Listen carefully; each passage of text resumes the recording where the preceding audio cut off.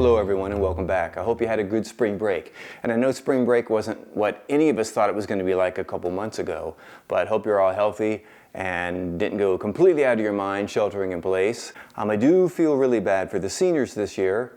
Just think how senior year is so different, graduation and prom and everything being thrown completely off. My son's a senior, and well, we did go ahead and get his senior pictures done. I've been going through them lately. I mean, you got to hold on to some things. And one thing we're holding on to here is cooking with Hendy. So welcome to Volume 7. We're going to make German Rouladen. We're going to be talking about the end of the Cold War and the beginning of globalization.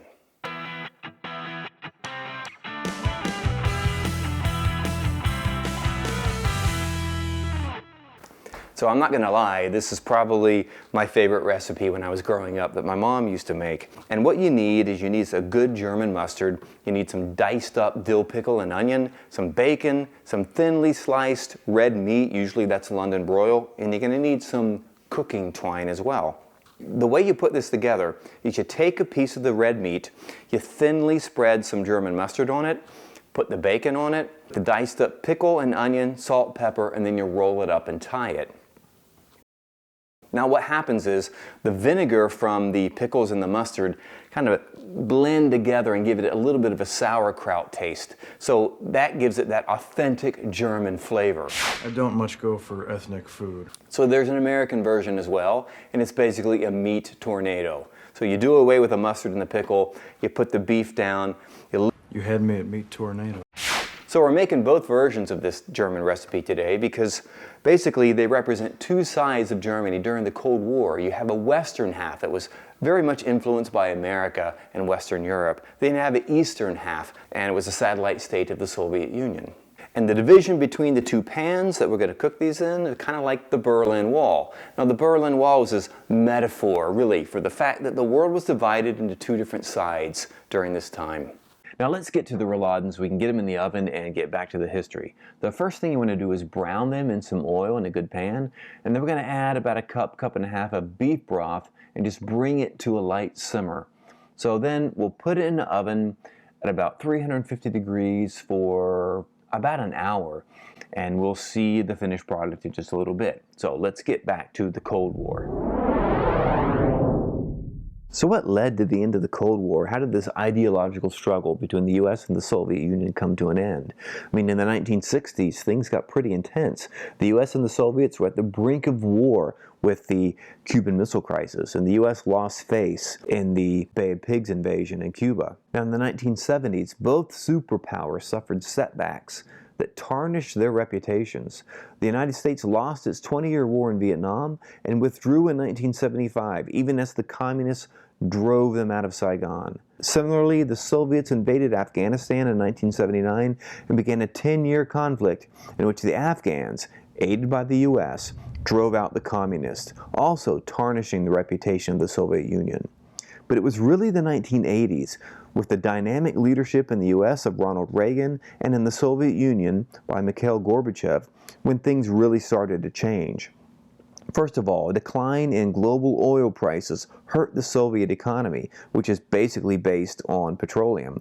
It was getting difficult to keep up funding for the war in Afghanistan. At the same time, Reagan initiated massive defense spending in the U.S., driving the U.S. military arsenal far beyond that of the Soviets.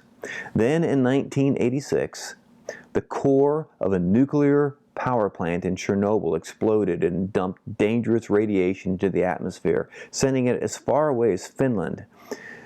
This incident exposed the Soviet system as one where responsibility seemed to be nowhere, paranoia, secrecy, and deniability only ensured that the Chernobyl disaster would affect thousands more people than it needed to. Now, to fix this system, Gorbachev introduced two reforms: perestroika, restructuring, and glasnost, which is openness. It was a relaxing of censorship that the Soviet Union had known for quite a few decades. Now, this openness had the opposite effect that Gorbachev thought it would have. Soviets rose up in protest against the war in Afghanistan, openly criticized the Soviet Union, and were drawn to information about the West, and European and American pop culture increasingly became popular in the Soviet Union. Then the Soviets announced that they would no longer be able to uphold the Brezhnev Doctrine, which was a promise to support other communist states in Eastern Europe. The reaction in Berlin was immediate. Germans on both sides of the Berlin Wall crossed to the other side, then began to dismantle the wall as communist troops looked on without firing a single shot. The symbol of the Cold War was demolished, and in just a few years, the Soviet Union itself would break apart into 15 separate republics. The Cold War was basically over. Now, the fall of communism and the end of the Cold War was one thing in a series of events that would make the world more integrated than it had ever been before and bring about globalization. Now, there's nothing new about globalization. It really started in 1492, but this time the world was much more integrated and in real time, because right as the Cold War ended, the U.S. Defense Department released a technology they had created to share information that we called the World Wide Web. The internet was born, and now information, knowledge about markets and labor forces could be spread extremely rapidly, and travel was opened up across the world.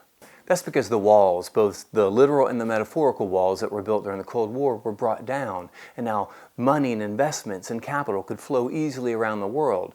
Corporations could maximize their profits. They could buy raw materials at the cheapest locations and move factories where labor was the cheapest. So enormous amounts of wealth were created during this time period. The cost of consumer goods went down. The cost of food went down. So all this was beneficial in one respect for the economy, but there was a downside as well. In their quest to maximize profits, oftentimes entire communities were gutted as money and capital were moved from locations into other places that were more profitable. Also, people responded to global culture in peculiar ways. Sometimes they embraced it, blended it with their own culture to make it their own, but there was also a protest against global culture. People thought globalized culture robbed locations of the things that gave them their own specific identities. So there was a reaction against these things as well. Now, most of the information about this you're going to get from a short reading. It's an excerpt from Thomas Friedman's The Lexus and the Olive Tree, which is an excellent summary of the things that we're talking about here. So like all economic transformations, globalization had both winners and losers. It was either glorious or deadly, depending on the position. Sort of like the gravy we're going to make for the Rouladen, so let's go upstairs and make the gravy and finish this meal off. So we've taken the Rouladen out of the oven and removed the meat from the pan.